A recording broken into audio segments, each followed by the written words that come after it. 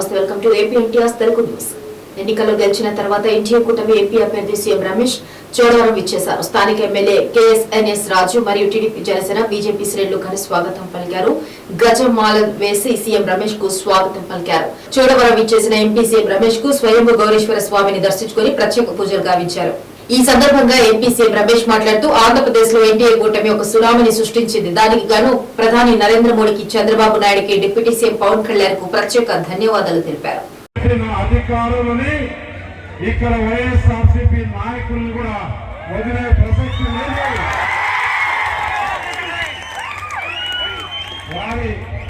వారికి రోజులు అన్ని గుర్తున్నాయి.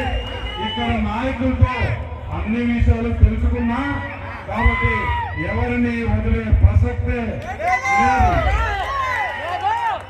కొంతమంది అప్పుడే మేము తెలుగుదేశంలోకి వస్తాం, జనసేనలోకి వస్తాం, భారతీయ జనతా పార్టీలోకి వస్తాం అంటున్నారు.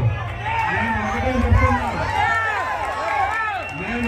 చెప్తున్నా, ఇక్కడ డంపింగ్ యార్డు లేదు.